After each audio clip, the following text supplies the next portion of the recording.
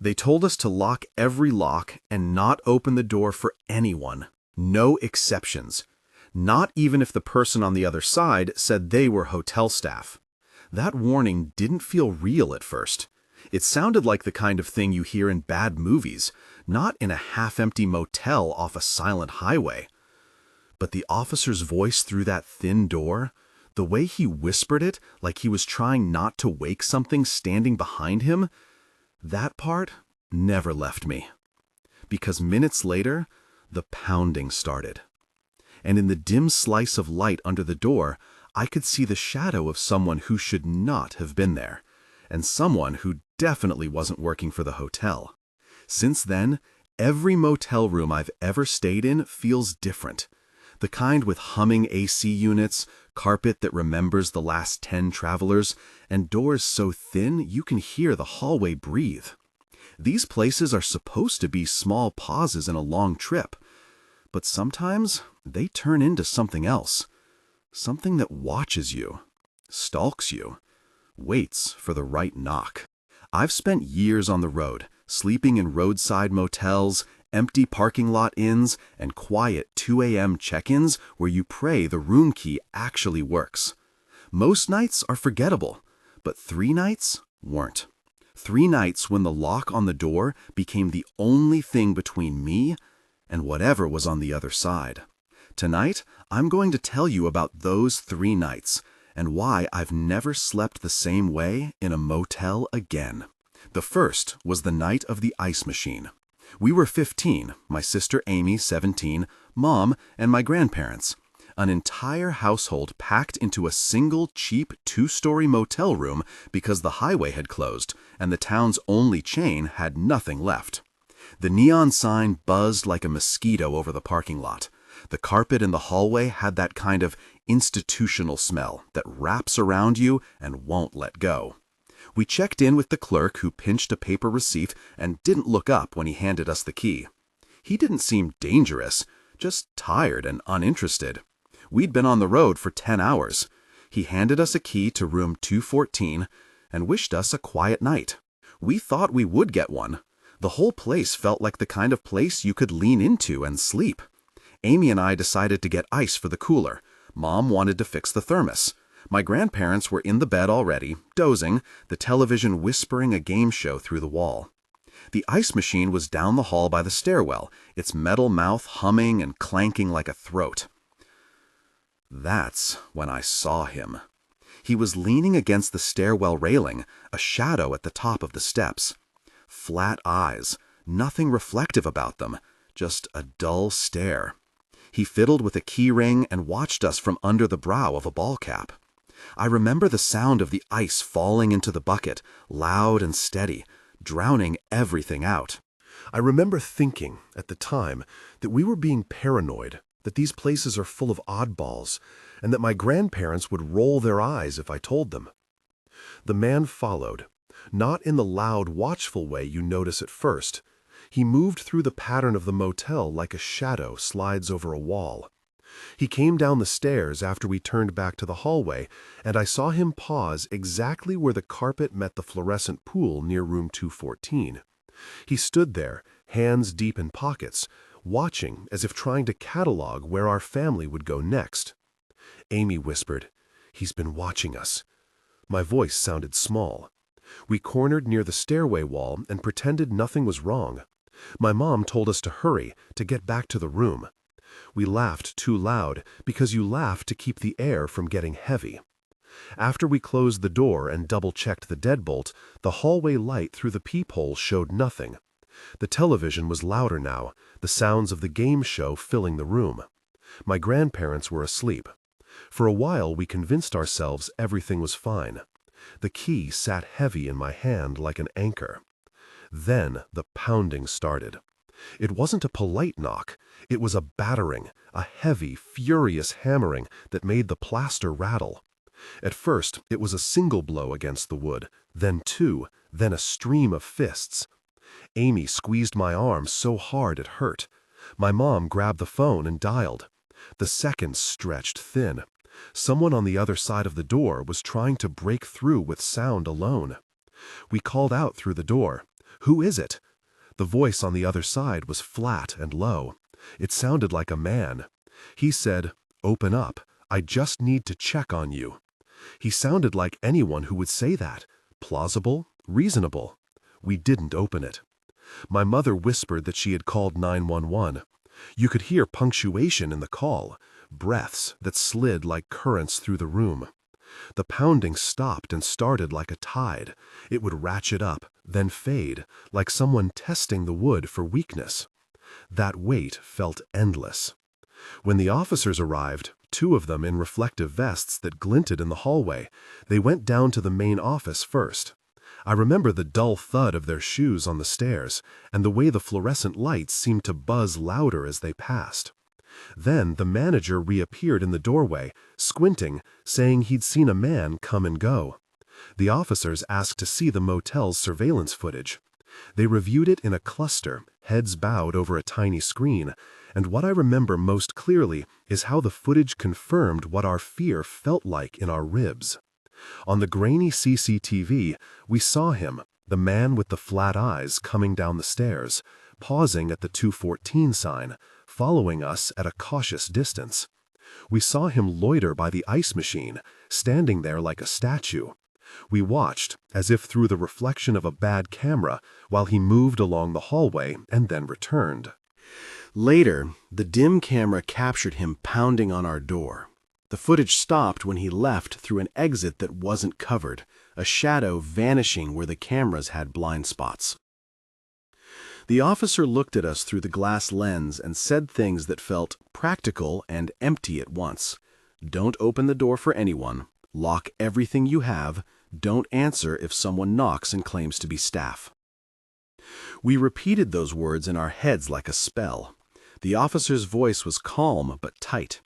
He said the man had been seen around the property before, but they had no record of an arrest, and we never found out if anyone ever identified him. We were given the gist and nothing more. No neat ending, no fingerprints, no mugshot slideshow to soothe the mind. Just footage that said, yes, that happened, yes, he was there. And then the camera stopped. We left at dawn. The sun came up and the motel looked almost ordinary. Cars idling in the lot, a couple of businessmen sipping takeout coffee in the lobby, but the neon signs still hummed. We packed in a silence that had swallowed the jokes and the easy lightness of the road trip. On the highway, Amy asked if we should have done something different. Mom said, "You do what you can in the moment." My grandparents were quiet. That night, the officer's warning echoed in my ears. "Don't open the door for anyone," he said, and it had a strange finality to it, like a rule meant to simplify an impossible choice. We had been told, plainly and urgently, to treat our door as a fortress, even if the person outside said they were staff, even if they were earnest, even if they sounded like help. We never learned his name. We never learned whether he was seen again. The footage gave us a truth and nothing else. The camera validated our fear, and validation felt small next to the fact that someone had been pounding on our door while we cowered inside. The result was unresolved. The memory stayed. That night taught me the narrowness of ordinary safety. A hallway that seemed banal became a place where someone could watch you. A front desk that handed out keys could not be trusted to shelter you from what lurked in the angles. When I think back now, the sound of the ice machine is a trigger. The clack of cubes into a bucket, the fluorescent light flicker, those are small things that pack a weight. Then the door. Then the pounding. If you're watching and this is already unsettling you, stay with me. There are 2 more nights to hear, and they're worse in different ways. If these kinds of motel stories keep you up, consider subscribing. There are more nights like these. The second night happened to me alone, the kind of trip you take when the weather turns and road signs indicate caution. A storm had shoved traffic onto a single-lane detour, and I found myself outside a stripped-down motel with a flickering vacancy sign. The kind of place that smells like stale cigarettes and fried food, where the office is a glass box and the clerk's eyes look like they've been emptied out. He checked me in. He watched me as I traded cash for a key to room 6. His name badge was crooked, and his smile was the size of someone who had practiced it enough to forget how real it felt. His eyes were hollow, and they stuck with me the way a splinter does, irritating and impossible to ignore. When I opened the room, it was worse than the outside suggested. The mattress had indentations like someone had recently crawled off it. The sheets smelled faintly of something chemical. There were roaches in the bathroom. When I flipped the mattress back to check pockets and seams, simple paranoia, I told myself, my hand brushed a dark smudge. Not blood, not anything descriptive, just the small, ugly evidence that the room had been lived in and not tidied. I decided not to sleep on that bed. I pulled the hatchback down and curled into the back of my SUV. The upholstery was familiar, the cooler within reach. There's a strange protection in the cramped spindle of a car. You think your own body is a barrier. I kept the engine off, the parking lights dim, and tried to make a bed of blankets. Outside, the wind coaxed the neon to flicker like a hiccup. At some point, I heard the office door open. The check-in guy went in. The office light was a thread through the window. He came back out, alone, then returned briefly, then walked toward the stairwell. My breath hitched. He came back with another man, a second silhouette, broad-shouldered and quiet. They talked at the top of the stairs for a long time, voices low, the sort of conversation that lives on the edges of something else. From where I lay in the back, I watched the two of them move down the hall. It was impossible to tell what they were saying, but the choreography felt rehearsed. Stop, glance at the rooms, test the locks. One of them paused outside room 6, peered in, then moved on. The light caught the check-in man's face in a way that made his eyes look like pits. He came toward my car, and suddenly the thin safety of the metal felt less reliable. I lay there and held very still, like a person who thinks if they don't move, they will not be seen. I recognized the ridiculousness of it. What adult hides in the back of a car? But fear is not tidy. It doesn't care how silly it looks. It only cares that you feel it. The check-in man came to my window and peered in. His face was close, his breath fogging the glass. He called my name. How he knew it, I don't know. He said something about late-night parking and the lot rules. I could have opened the window and answered. I could have rolled down the window partway and explained why I was sleeping in the car. Instead, I stayed flat, my body a shadow pressed against the reverse mirror. When he walked away for a moment, I started the car. The engine was soft at first, like a whispered apology. I eased out of the parking space, past the men talking by the office light, and pulled onto the road. The neon sign buzzed behind me as if annoyed to lose paying customers. I drove until the highway took me away. I looked in the rearview mirror until the motel was a pulse of red taillights, and then nothing. Later I found out, through a neighbor at a gas station, that the motel had been closed for repairs just days earlier and was supposed to be empty. I never learned whether that was true in paperwork. Those were rumors, half-remembrances passed between people who happened to know someone who knew someone. The authorities had their own notes. But to me, the coordination felt too practiced for an accident. Had the men been testing the windows? Had they been working the parking lot like clockwork? Or had I simply been lucky that night, crossing paths with two bored men and leaving before anything could happen? We don't have an answer. We didn't get a conviction, an arrest, or a neat explanation. The motel was later shuttered permanently, or so locals said, and I never went back to check. The check-in guy's face stayed with me, hollow eyes and all. That image put a bruise on my sense of the world. It whispered that the line between help and harm can be that thin, that the person who hands you a key might be the one who watches you when you arrive, or the one who walks away to confer with someone at the top of the stairs. There's a specific kind of shame in recounting it, a shame that you feel for having put yourself in a vulnerable position and for being lucky to get away. But we can't let shame be the lens. The important bit is the pattern. Hollow-eyed staff, a room that reeked of neglect, the choice to sleep in the car, and the men who circled like vultures. You learn to trust your gut. You learn the shape of fear. The third night is the one that has never left me. It begins in a diner with fluorescent lights and coffee that tastes like metal. I was working a late shift, cash register, refills, flipping eggs in a pan, and the motel down the road had become a low drumbeat in the conversation around town. Posters of a missing woman were taped to telephone poles and tacked to the bulletin board. Everyone knew her face. Everyone nodded when you asked if they'd seen her. People said quietly that they had watched her walk to the motel and never return. Months had passed. The posters were peeled at the edges from weather and hands. One night, just after midnight, I heard them. It began as noise. A door slammed at the motel down the road, a sound you could mistake for a rowdy guest. Then a scream cut through the diner like a broken glass. It was raw, a thing that did not belong to a fight or a shout, the kind of scream that says everything is wrong. I saw people in the diner freeze. A man with a newspaper in his hands turned to the window as if expecting to see something that would make sense of it. I saw the television in the corner flicker with late-night news.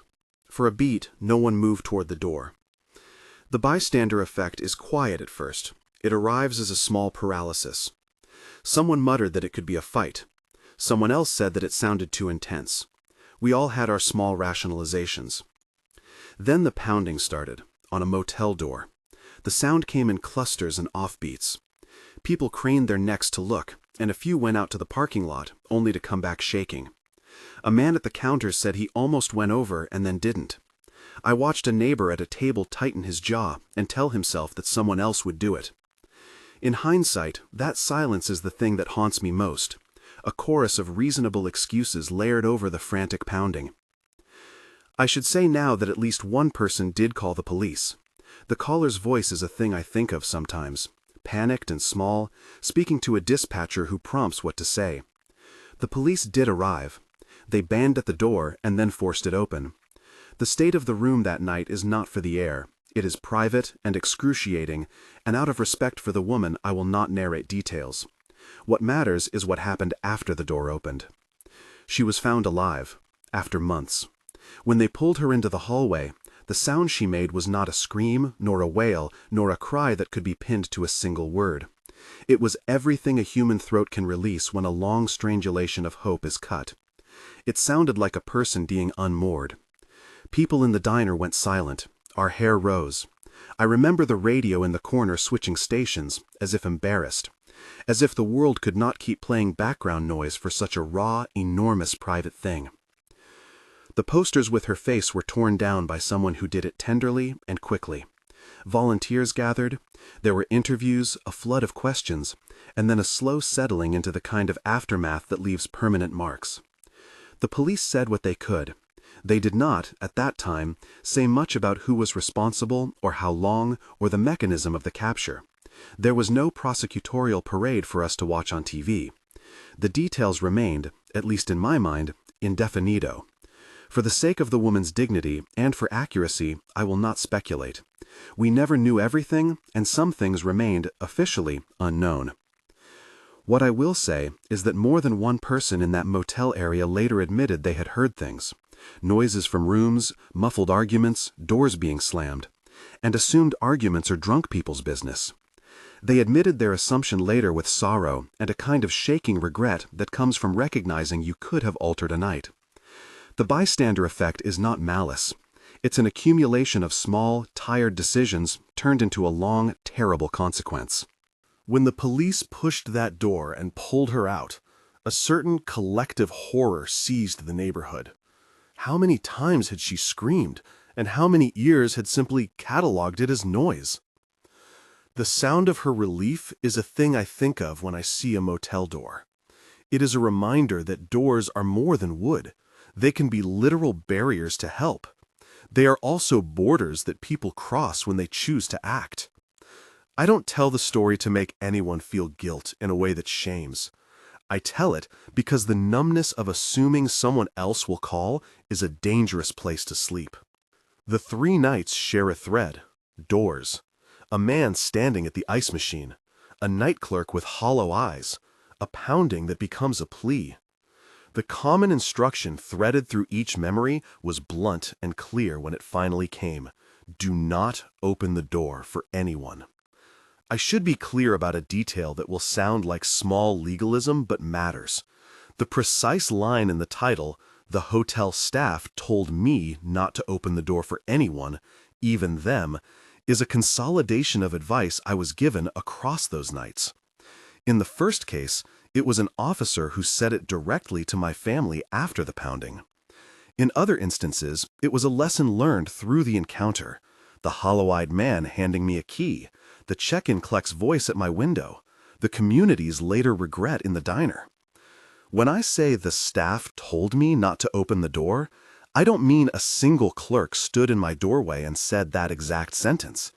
I mean the people who keep the keys and the men who hover by the office were part of the anatomy of those nights. And the most practical instruction to come out in a crisp, authoritative voice came from the police. Don't open the door for anyone. Why does that matter? Because it reframes a moral dilemma into a simple rule. When someone pounds and claims to be helpful, your reaction is to weigh tone and reason and the face at the peephole. But the police strip that down. They give you a rule that erases the hard choice in the heat of fear. Do not open. None of the three stories ends with neat justice. Names of the men in the first and second stories remain unknown. The CCTV validated our fear in the first story, but couldn't track the man when he left the camera blind spots. In the second, the motel's history and closure are a rumor-tinged answer. I drove away and left the rest unresolved. In the third, we found a person alive, and that rescue felt enormous and partial at once. The woman was saved, but how she had been unseen for so long, and by so many, left a bruise on the whole community. Those unresolved endings are the hardest part. You live with them. You learn to tell them to keep yourself and others safe. You do not tell them to frighten people without cause. You tell them because sometimes the smallest practical advice, lock every lock and do not open the door, can make the difference when the pounding starts. There are a few lessons that sit on the surface, obvious and not particularly heroic. Trust your instincts. Prefer well-reviewed or vetted accommodations when you can. Call authorities when something feels off. But this is not a listicle. That kind of transactional advice flattens how odd and human each of those nights felt. The real lesson is deeper. Ordinary places can become dangerous in a very small number of moments, and the people who stand at the threshold, whether they wear a name badge or not, can be the very things that make you unsafe. I tell these stories not to sensationalize pain, but to hold a lantern up to those thin, dangerous moments. I tell them because the officer's voice, plain and grave, has stuck in my head like a lodestone. Do not open the door for anyone, even if someone says they're here to help, even if they claim to be staff, even if they sound calm, even then. If you've ever had a motel night that left a mark, please share it in the comments. The conversation matters. We can let these experiences live as anonymous scare stories, or we can let them be warnings that change the way we travel and the way we listen. Thanks for staying with me through these 3 nights. If you found this unsettling and want to hear more real motel stories and late-night confessions, like and subscribe. That helps me keep sharing accounts like these, and gives other people a chance to hear them too. One final image: a hand on a deadbolt, the peephole dark, and a single rule learned in the middle of the night. Don't open the door, even if someone claims to be staff, even if the voice you hear sounds like help. Sometimes, the simplest instruction is the difference between waking to a new day and waking to something you can't easily put in words. Lock your doors when you can. Listen to the small things: the ice machine stop, the stairwell creak, the scrape of gravel. And when pounding comes, remember the officer's words that night: do not open the door for anyone, ever.